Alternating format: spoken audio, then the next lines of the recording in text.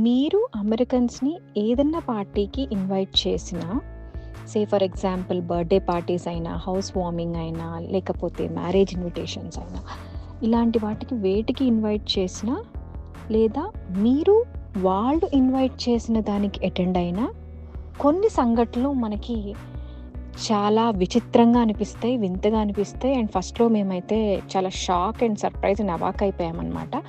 కానీ ఆ తర్వాత అనలైజ్ చేసుకుంటే ఆ పద్ధతిలో ఉన్న వాల్యూనెస్ గమనించి చాలా మంచిగా అనిపించింది. Are you 6? Are you 7? Are you 8? Are you 9? Welcome back to my channel Hima happy vibes.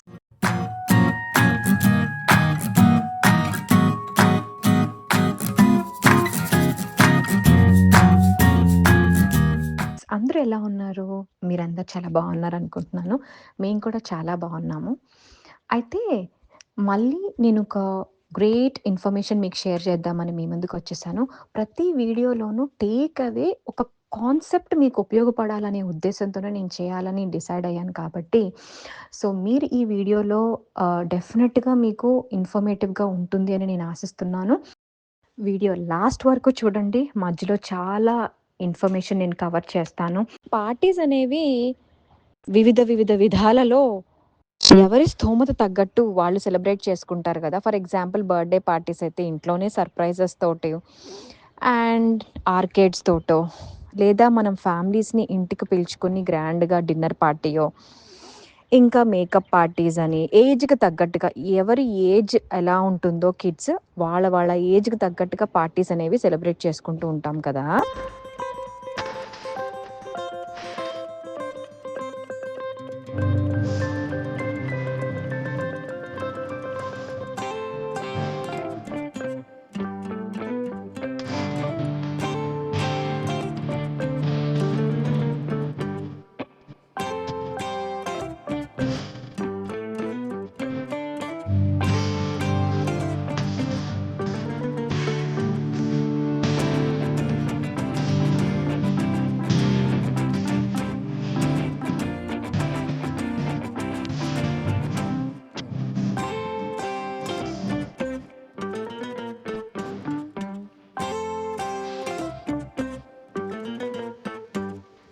అయితే మీరిక్కడ చూస్తుంది మనం బర్త్‌డే పార్టీస్ డెఫినిట్‌గా మనం అమెరికన్ కిడ్స్‌ని కూడా పిలవాల్సిన పరిస్థితి మనకొస్తదనమాట. ఎందుకు అంటే, అది ఎలా వస్తదో కూడా నేను మీకు ఎక్స్‌ప్లెయిన్ చేస్తాను. సో, ఫర్ ఎగ్జాంపుల్ మనకి స్కూల్‌లో కిడ్స్ ఉంటారు కదా! Kids girls, boys separate cards ఇవ్వమంటారు. గర్ల్స్‌కి అందరికి ఒక్కళ్ళకిస్తే కాదు, అందరికీ కార్డ్స్ ఇవ్వమని టీచర్ చెప్తారనమాట. సో, మనం స్కూల్‌లో కార్డ్స్ పంపిస్తాం. Invitation cards. ఆ ప్రాసెస్ అంతా నేను మీకు సెకండ్ పార్ట్ 2లో ఎక్స్‌ప్లెయిన్ చేస్తాను. సో, ఇన్విటేషన్ కార్డ్స్ గర్ల్స్‌కెళ్తుంది. సో, మోస్ట్‌లీ ఏంటంటే మేముండేది టెన్నెసీ అంటే నాష్‌విల్ కాబట్టి ఇక్కడ ఎక్కువ మంది ఇండియన్స్ ఉండరు. సో, ఎక్కువ మంది ఉండనప్పుడు 60% మనకి యూఎస్ వాళ్ళుంటారు. 40% మనకి ఇండియన్స్ ఉంటారు. అలాంటప్పుడు ఏంటి అంటే, సో, ఆ గర్ల్స్ ఫర్ ఎగ్జాంపుల్ 10 గర్ల్స్ ఉన్నారనుకోండి. సో, మనకి 6 గర్ల్స్ అమెరికన్స్, 4 గర్ల్స్ ఇండియన్స్ ఉన్నారనుకోండి. అండ్ వాళ్ళతో పాటుగా మనం ఇక్కడ సొసైటీలో మనం ఉండే కమ్యూనిటీస్‌లో, ఇంకా మన ఆఫీస్‌లో ఫ్రెండ్స్, ఇంకా హస్బెండ్ ఆఫీస్‌లో ఫ్రెండ్స్ అట్లా కమ్యూనిటీ వాళ్ళందరూ కలిసి మనం ఒక ఒక కమ్యూనిటీ హాల్ లాగా అలా ఏమన్నా ఈవెంట్స్ బుక్ చేసుకున్నప్పుడు మనకి అరౌండ్ 20-25 కిడ్స్ పిలవాల్సొస్తదనమాట. పోనీ మనం ఇంట్లోనే పెట్టుకున్నామనుకోండి. ఇంట్లోనే పెట్టుకున్నప్పుడు జస్ట్ సింపుల్‌గా ఎళ్ళిపోవాలి. మనం ఎక్కువ బడ్జెట్ ఎళ్ళకూడదు. సింపుల్‌గా ఎళ్ళిపోవాలనుకున్నప్పుడు మనం ఓన్లీ ఇండియన్ ఫ్యామిలీస్‌ని మొత్తం ఇన్వైట్ చేసుకుంటాం. సో, అప్పుడు ఏ ప్రాబ్లమ్ ఉండదు. బట్ మనం ఇలా సోషల్‌గా మూవ్ అవ్వాలి అందరితో అని అనుకుని, మన కిడ్స్‌కి కూడా ఇక్కడ బ్లెండ్ అవ్వబోతున్నారు వాళ్ళ కల్చర్‌తో అని అనుకున్నప్పుడు, మనకి సిట్యుయేషన్స్ ఎదుర్కొంటూ ఉంటామనమాట. సో, ఫస్ట్ టైమ్ నేను ఒక అమెరికన్ కిడ్‌ని మోనిత మా పాప వాళ్ళ క్లాస్‌లో వాళ్ళని బర్త్‌డే పార్టీకి ఇన్వైట్ చేసినప్పుడు వాళ్ళు నన్ను ఒక క్వెషన్ అడిగారు. "మీ పాపకి ఏది ఇష్టము? మేము ఏది తీసుకురావాలి గిఫ్ట్ కింద" అని అడిగారు. అప్పుడు నేను షాక్ అయ్యాను. ఇదేంటి మనల్ని అడుగుతున్నారేంటి వీళ్ళు? సో, ఇండియాలో మనకిలా ఎవరైనా అడిగినా, ఇక్కడే మనకి కో ఇండియన్ ఇలా అడిగినా మనం "ఏం వద్దులేండి మీరు రండి. మీరొస్తే మాకది ఇంపార్టెంట్. మాకు గిఫ్ట్ ఒద్దు, ఏమొద్దు" అని మనం అనేస్తాం. కానీ ఇక్కడ వాళ్ళు ఎక్స్‌పెక్ట్ చేస్తారనమాట. సో, నేనేంటి నాకు ఫస్ట్‌లో తెలియక నేను కూడా I do not need anything, you please come అని అన్నాను. వాళ్ళకి అది నచ్చలేదు. ఓకే, ఇదొక కల్చరల్ డిఫరెన్స్ అనమాట. వాళ్ళకి మనం చెప్తేనే వాళ్ళకి ఇంట్రెస్ట్ ఉంటుంది. ఓకే, వాళ్ళు ఎలా అనుకుంటారు, మనం తెచ్చేది వాళ్ళకి ఉపయోగకరంగా ఉండాలి. ఏదో పిచ్చిది తీసుకెళ్ళిపోయి, కిడ్‌కి నచ్చింది తీసుకెళ్ళిపోయి, కిడ్ ఎక్సైట్‌మెంట్‌గా లేకపోతే కిడ్ అఫెండ్ అవుతది అన్నట్టుగా వాళ్ళ కల్చర్ అనమాట. సో, మనం ఒక అమెరికన్‌ని బర్త్‌డే పార్టీకి పిలిచినప్పుడు ఫస్ట్ వాళ్ళు అడిగే క్వెషన్ ఇదే. మీ పాపకి ఏదిష్టం? విష్ లిస్ట్ అంటారనమాట. విష్ లిస్ట్‌లో మనం నోట్ చేయాలి. ఓకే, పెన్సిల్స్, ఇంకా క్లే, ఇంకా శాండ్, ఇంకా ఇలా ఈ టాయ్, ఆ టాయ్ అలా ఇష్టము అని చెప్పేసి మనం విష్ లిస్ట్ లాగా పెడితే వాళ్ళకున్న బడ్జెట్‌లో వాళ్ళు తెస్తారు. ఇది అసలు ఎంత ఆశ్చర్యంగా అనిపించిందంటే నాకు ఫస్ట్ టైము. అండ్ నాకిది 2, 3 ఇయర్స్ వరకు తెలియలేదనమాట. ఇట్లా అడుగుతారు, ఇది వారి కల్చర్ అని తెలియడానికి నాకు 2, 3 ఇయర్స్ పట్టింది. After that I started giving the wish list. మా పాప కొంచెం పెద్దదయినాక, ఇప్పుడు 5, 6, 7 ఇయర్స్, అప్పుడు తెలీదు కదా! ఇప్పుడు 8 కాబట్టి, సో, తనే విష్ లిస్ట్ ప్రిపేర్ చేసుకొని వాళ్ళ మామ్స్ అలా అడిగినప్పుడు తనే సెండ్ చేస్తూ ఉండేదనమాట.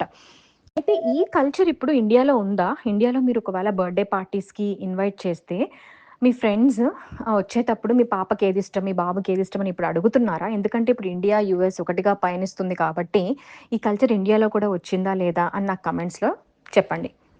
అండ్ నెక్స్ట్ ఇంపార్టెంట్ షాక్ ఏంటో తెలుసా? బర్త్‌డే పార్టీ అయిపోయింది. ఓకే, అందరూ గిఫ్టులు తీసుకొస్తారు. ఒక బుట్టలో వేస్తారు.